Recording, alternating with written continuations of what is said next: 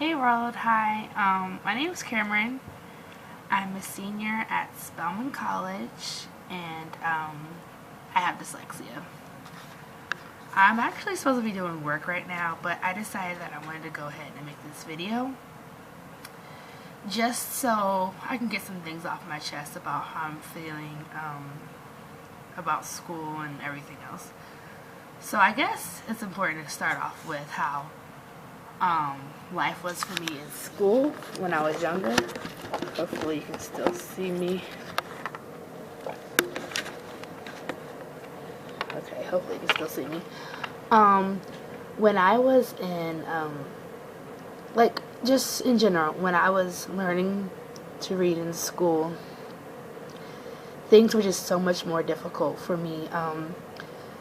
I'm one of the younger siblings in my family, so it was just my siblings excelled in school and learned how to read much faster than I did, but it just took some time. I remember learning the alphabet, and I just hated the whole process, and I would cry, and I would never want to do it. I would just want to play. I never wanted to do school, and they would always try to tell me to sit down, and I was hyperactive. It was so many different things.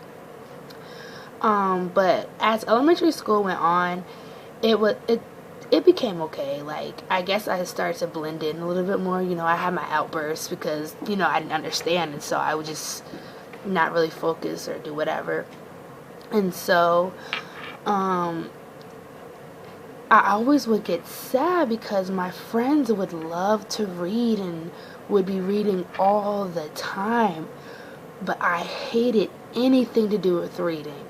Like, I hated it so much. Like, my mom used to force me to read, and I never would want to do it. And so, I had an IEP from an early age, which is an individualized learning plan. I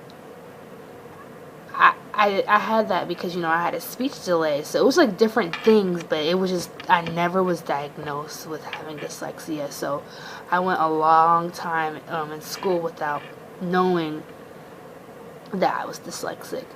And so then when I got to around 4th grade or whatever, I really started to see that I was really different from my peers, and I would struggle.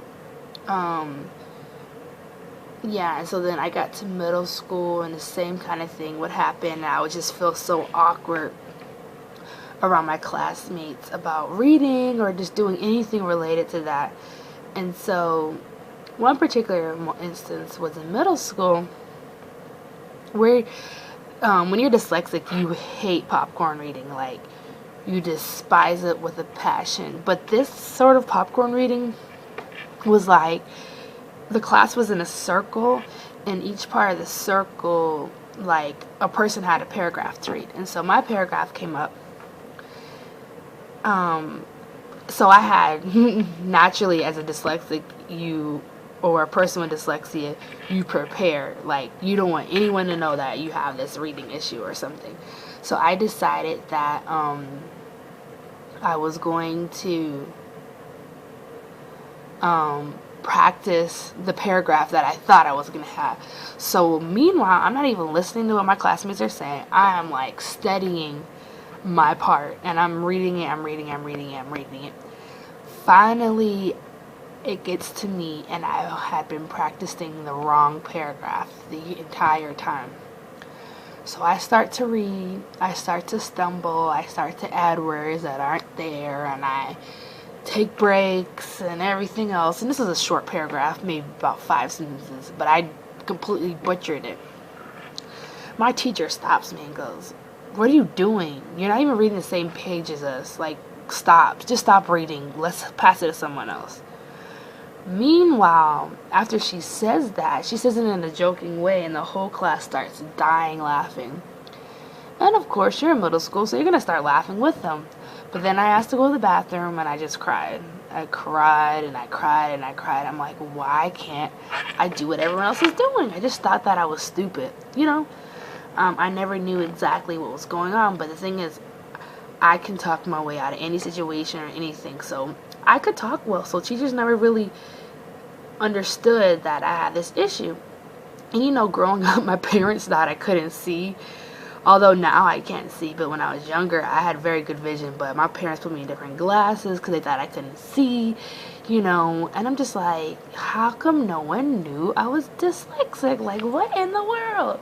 But anywho, so I'm gonna fast forward a little bit to high school. So when I was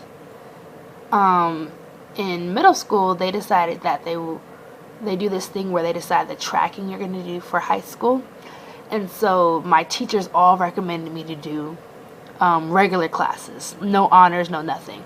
But my mom was determined that, my child's going to do honors and eventually do AP. So she pretty much went against everything they were saying and put me in all honors classes. And so then I decided that I was going to go ahead and do some honors classes, and it was really hard. But it wasn't too hard for me, But it wasn't until I took AP World History that I just felt the weight of the world on my chest. Like, I couldn't handle it. Like, I could not, as I like to say, finesse, which is like fake read this class. Either you read it or you knew it. For those of you all who have taken AP World History, you know that is a very dense class. It's reading from AD to like present time. So that's like thousands of years of different dynasty, the Roman dynasty, the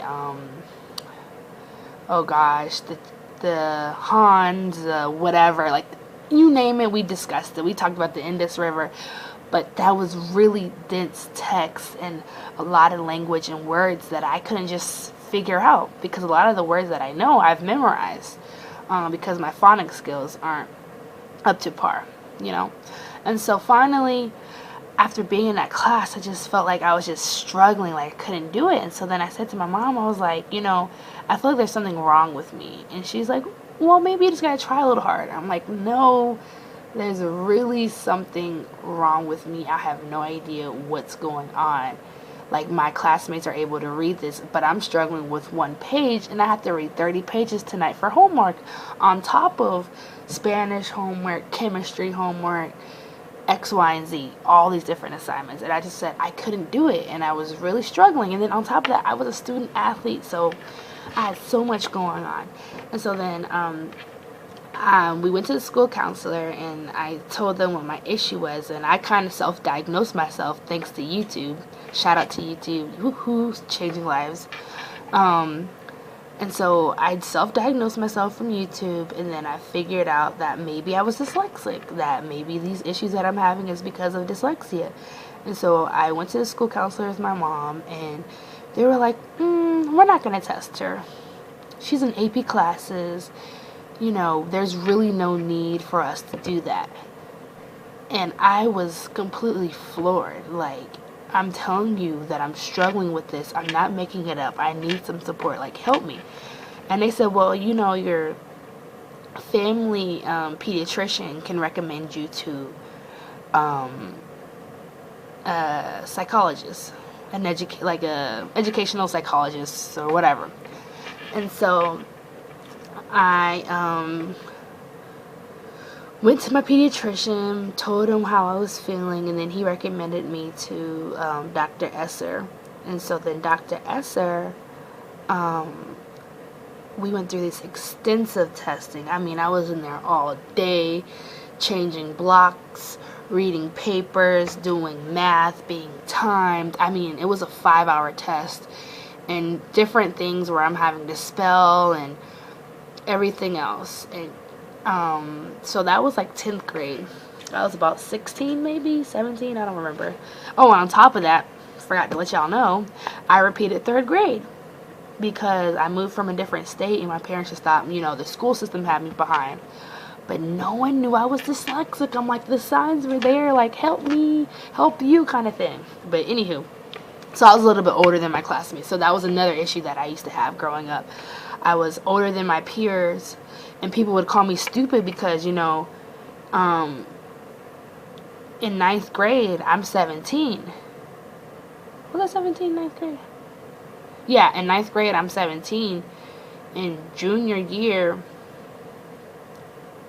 And, well, I graduated high school when I was 19. Everyone else was 18. So I just felt like, that was when you're a kid, that's really important, your age, and people automatically assume that you're stupid if you aren't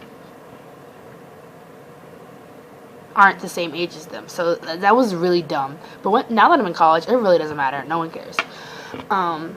So I decided that this was like a big thing for me. I really hated the fact that I was older. So back to the testing. Excuse me, y'all. I have ADHD as well. So my train of thought is literally like, if that can be words about how my brain is, like, I can't verbalize it, but the way I move my fingers is pretty much how my brain works. But anywho, what was I talking about? How did I get here? The test. Wow, I definitely forgot about that. Okay, so I take the test, it's forever, and I'm just like, oh, I can't wait for this to be over. My mom's in the lobby waiting for me. They told me to bring snacks, and I'm just like, oh, I hate this. This is like the worst thing. So it was like a 2-day process. So then I had to come back. And so when I come back, they lay all these papers like this in front. And the doctor goes, you are dyslexic. And you have about a 6th grade reading level. And I'm in 10th grade. And I just remember at that moment, I was like stunned. Completely stunned. I had no idea what was happening. How did I go all of my life without someone telling me this was my issue, or without someone saying, hey, this is why you're struggling. You're not stupid because, just because you're stupid, you know what I'm saying? Like, you have an issue, you have a learning problem, which is why you were struggling with school. And I was never dumb, and my doctor assured me of that and says, just because your reading level is this does not mean you're not intelligent. Does not mean that you can't learn. It means that you learn differently. And you need different support and different technologies to help you learn. And so it was like a bittersweet moment. I finally could pinpoint the reason why I struggled with school and why school was like actually hell for me. And I was able to then move on with my life. But then it was a bitter in a sense because I couldn't just take a pill and it would go away. The higher you get in education, the more difficult it can be for a person with dyslexia. So, he told me to download different systems like Kurzweil, PDF Equalizer, getting books from iTunes, stuff like that. That really helped me. I was now able to start getting books and actually enjoy reading them, like by listening to them. So my life completely changed from that point. In school, I was able to get extended time. My teachers started to read the test to me, and never once did I score bad grades in my classes, but I just knew that I couldn't do this, and that in order for me to be successful, I needed help, and which is why I sought out the things for me. In life, sometimes you have to do things for yourself, and yeah, there's probably plenty of people out there who have the same struggles, but you have to go out and seek assistance for yourself, especially when people are telling you there's nothing wrong with you, and clearly there's something up. So high school, I started getting different things to help me out. I got a 504, which is almost like an IEP, like I talked about earlier, but it's a contract that almost like a legislative law that is used to protect me, and I actually was able to transfer that to college. It said in there that I was able to get extended time, priority seating in class, like sitting up front, get classroom assignments before time, get my books and audio, all these different things. So Fast forward some more to my senior year of high school. So this is a very, like, interesting time. Anyone knows who's been a senior in college, like, this is the craziest time of your life. You're applying to college, you're trying to figure out money for prom, for whatever. So I applied to 3 colleges: Howard University, St. John's University, and Spelman College. But I was originally only going to apply to Spelman because my sister went there and I fell in love with the school. It's at HBCU in Atlanta. I fell in love with it. I was, one institution with fabulous black women from all over the world coming here to get education. And I was like, you know what? I'm going to Spelman. I'm going to be a Spelmanite. I'm not applying to any other school. But my mom, being the great mother that she is, said, no, you can't do that, because what happens if you don't get into Spelman? So I was like, okay. So I applied to a bunch of other schools, and I got into St. John's, and I still don't know if I got into Howard. They deferred me, told me I got in, then sent me an email telling me that I was still on the deferment list, and I was like, okay. But a few days before Christmas, got into Spelman, and I was super excited. I was like, yes, I'm going to Spelman, like, I'm going to be super awesome. But then I got nervous all over again because I was completely unsure of what the support team was going to be like here for me. Did people even know what dyslexia was and everything else? And so the summer before college, I was kind of in between education and psychology. I wasn't really sure what I wanted to major in. I ultimately decided that I wanted to be an education major. Coming to Spelman was a really kind of a hard transition for me because I really was dependent on my mom, and she did a lot for me. She did a lot of editing and a lot of this and a lot of that. But I went to disability services, and they used my 504 plan and gave me letters, like something like in this envelope, and I gave them to all my professors at the beginning of the semester that told them my accommodations, which were extended time, a quiet space for testing, a reader, access to computer while I'm taking a test. Also even using this thing called a smart pen. I don't know if you can see it, but it records like your lectures right here through the speaker. So your professor is talking, you're taking notes. And so the cool thing about it is, let's see if I don't want to pull it out because the whole thing's going to fall over. But it's a special notebook. Within the notebook, you're writing your notes, and it's recording. But the paper, I don't know how it does it, but the paper holds the recording spot. So after the class is over, I can go back to the notebook and press like some random doodle if I got sidetracked during a lesson and press it. And then I can hear exactly what my professor is saying at that time. So for me, I have dyslexia and I have ADHD, so I get very distracted easily, and so having something like this in class really helped me focus. I haven't really used it recently because of different things that I've been doing, so that really helped me with my classes, was going to by using that and getting extended time and definitely getting my textbooks and audio. And it became a little overwhelming sometimes because sometimes the text would be kind of sounding robotic or taking a long time, but it really did help me. It was just a longer process, and it can be very overwhelming to take a full course load and have to do all these different things to help yourself learn when your classmates are just flying through the textbooks and you're just like, whoa, like, I'm really struggling. So I went to the writing center quite frequently, and then I realized I didn't like the writing center, and so then my mom became my writing center. Every paper I had, my mom would edit last minute. My mom would edit because I'm the queen of procrastination. My mom would edit that, and then she would edit something else, and then finally, I would say the beginning of junior year, she called me and said, I will no longer do this for you. You need to figure out the stuff on your own. And if you really need me, send it to me in advance. Don't wait till last minute.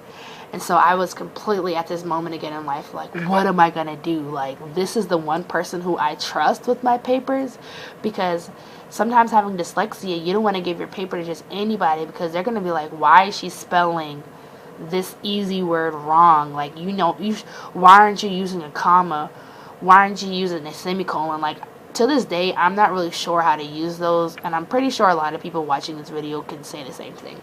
But I wasn't really sure how to use it, and I'm just like, my mom was someone who I was comfortable with reading my essays because she knew me and I trusted her. And I knew she wasn't going to say anything out of context to anybody else about my writing skills. So that was a really sad moment for me because I had to figure out on my own what I was going to do to succeed in class. And so I started having some really awesome friends, like my friend Kayla Jackson. Probably shouldn't have said your last name, but Kayla, I love you so much. And Chrislyn and all my other friends. If you've helped me write any paper or edit any paper, shout out to you because you are the true MVP. Those people have helped me when I've had meltdowns, like my Morehouse brother Kier, when I was writing my research, my thesis last semester, and I'm sitting there with my eyes bloodshot from crying because I'm like one page in and the whole thing is due the next day, and then I have to tell my professor like I can't do it, and she gave me extension, thank God. But all my friends have been super supportive, and I might even call my friend like, hey, how do you spell hospital? And then she'll tell me, I'll just hang right back up. Or I'll send a voice note, and then they'll tell me how to spell it. Or if I'm out and I say something wrong, they'll just correct me. No one ever says anything. Or sometimes they'll forget and ask me how to spell something. I'm like, really? You think I know how to spell that? It's so funny. But that's about my support team. But my major is early childhood education, and this has been really a big struggle for me, being an education major and teaching children how to read. And I'm a struggling reader myself, so sometimes I'm reading something, I'm student teaching in second grade right now, and my kids might correct me. And at one point I was really nervous about that being an issue and that, I couldn't do it. But some days I really feel down about it because I'm just really struggling with it. But my cooperating teacher really helps me understand and learn from it, and it's really helping me. So I'm going to be certified in the state of Georgia as an early childhood education major. But after my sophomore year, I said that really weird, sophomore. But anywho, after my sophomore year,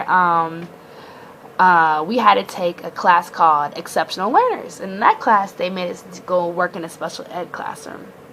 And so I was working in a pre-K special ed, and I was like, really working with these students, and I really started to like it. I was like, I can see myself being a teacher like this for students.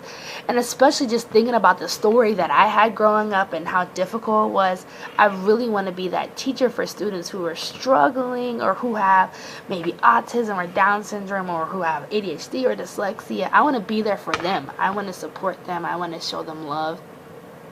And I want to be that teacher that I didn't necessarily have, like that teacher in middle school who made fun of me in class, or the teachers who would give me detention because I'm acting out because I don't know what this book is you're trying to get me to read. I don't want to write this paper. I would rather just joke off with my friends. But I want to be that teacher that's there supporting the kids and letting them know that you're not alone, or we're here to help you in school. And everyone is smart. It just looks differently, Just because I'm not a good reader doesn't mean that I'm not smart. I'm pretty smart. And you want to know how I'm smart? I'm about to graduate college with a 3.7 GPA. Magna cum laude. That's what I'm going to graduate with in May.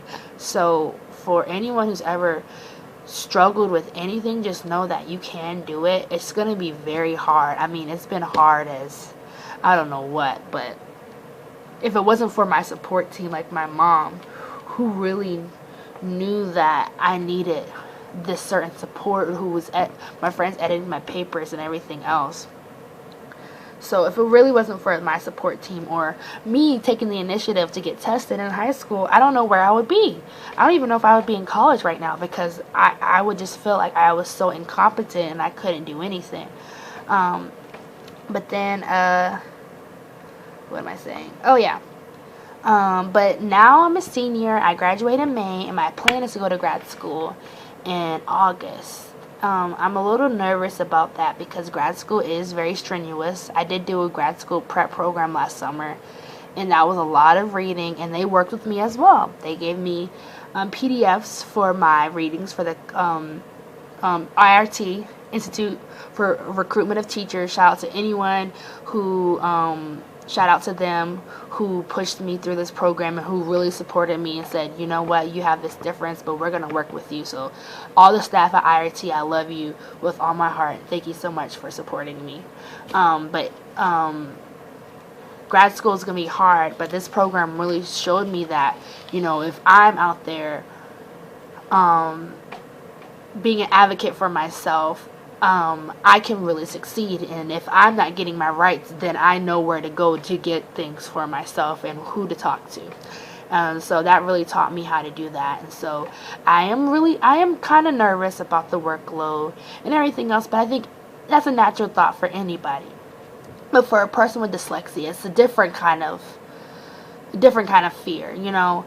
Here I've created my support group with my friends to help me with certain things, but I don't know what it's going to be like for me for grad school because not all my friends are going with me to grad school. So that's something I'm worried about. But you know, that's life. Everyone gets afraid from time to time. I don't know, but what I can say is that although sometimes I wish things might have happened differently in my life with, you know, my diagnosis, I wouldn't change any story I have for the world because it's made me who I am today. It's made me be the best teacher that I can be, and it's made me realize that I can teach other students who are like me or who might have different issues, but who still need support.